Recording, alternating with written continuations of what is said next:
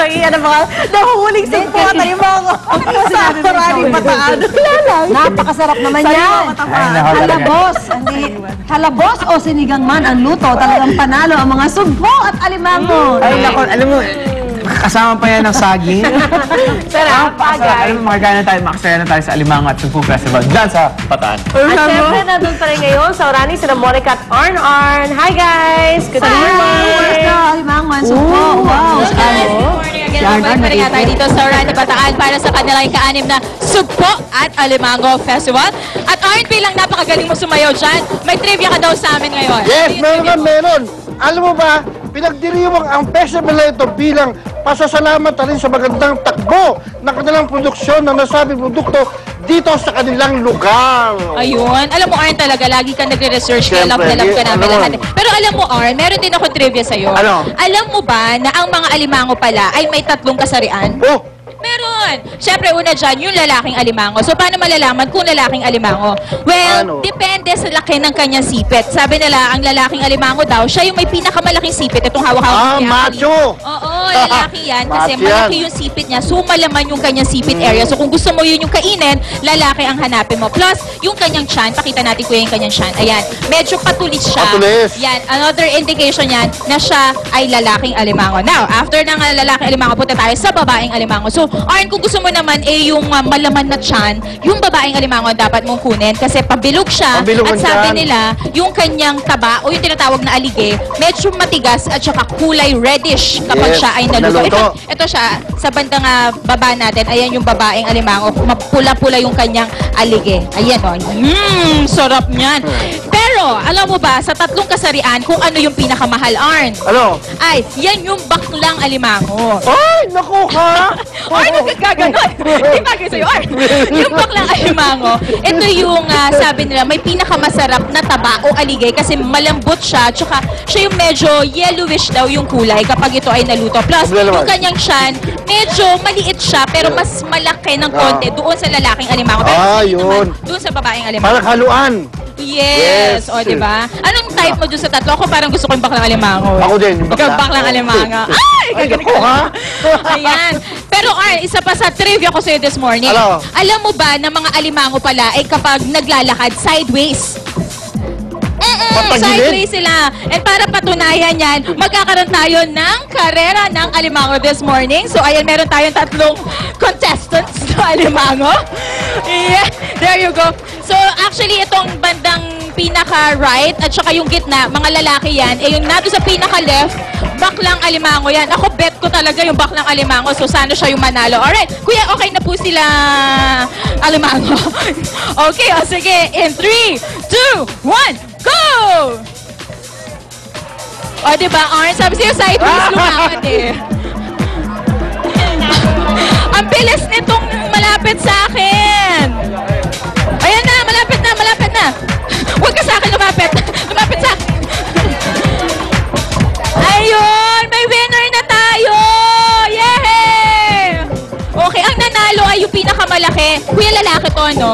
Ay, natalo yung bet kong bakal ng alimango. Pero okay lang. Alright, congratulations sa ating kalahok number 1 alimango. At sa ating pagbabalik, Arn, mga luto naman ng alimango at ibibigay. Iba-ibang klaseng luto. Patubong alimango, tsaka sugpo rin, watered sugpo, ay papakita natin na bagay kainin ngayong panahon ng Kwaresma. Lahat po yan, ating pag-uusapan sa pagbabalik po natin dito sa ika-6 na Sugpo and Alimango Festival sa Orani, Bataan. Balik mo tayo sa studio! Pogi, no? Pogi talaga. Yan!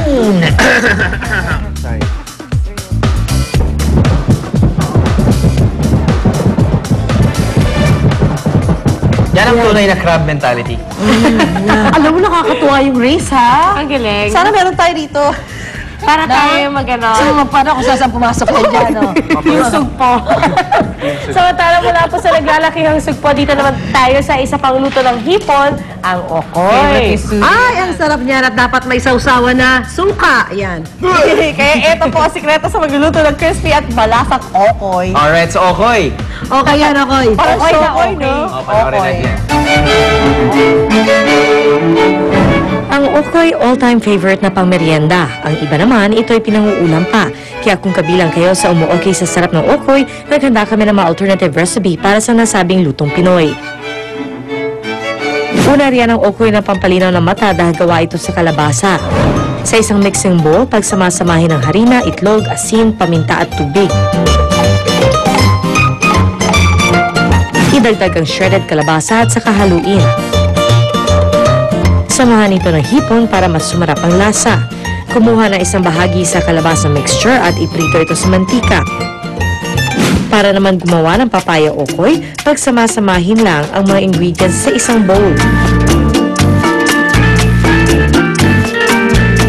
Siyempre, huwag kalimutan ng diet na green papaya na bida sa dish na ito. Samahan din ito ng toge as extender. Top each okoy patty with shrimp para sa dagdag protina. Iprito at i-serve habang mainit-init pa. Isa pang panalong okoy ay itong sinamahan ng hibe o dried shrimps. Guys, sa ibang variety ng okoy, hindi naman naiiba ang paraan ng pagluluto nito. Dinagdagan lang ito ng cilantro at atsuete for additional color and flavor. Enjoy lang po sa pagtsibog ng okoy, pero syempre masasarap yan kung may partner na suka. Kaya mga kapuso, be okay by eating okoy today. Okay, na okoy. Chef Pia, good morning. Okay, na okoy. Ayan. At kasabay natin sa paggising ngayon, ang isang beautiful celebrity. Okay ba yan? Pandesal. Sorry. Beautiful celebrity na kumakain kaya siya ngayon. Dapat kilalanin natin kung sino siya. Ihirit sa atin na Suzy at Kuya Lar. Ang gandang babae nito. morning. So, wow. Morning. Morning. Hey. Hello. Actually, marami. Hello. Ayan.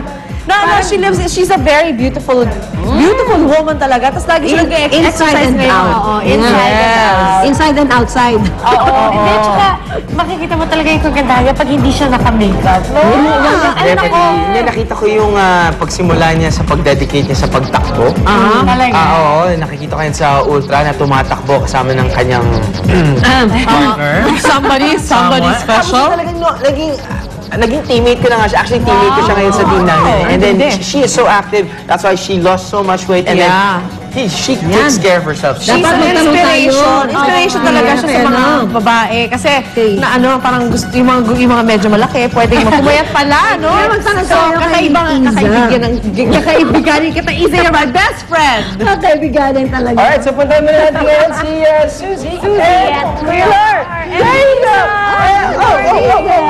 Hi, beautiful.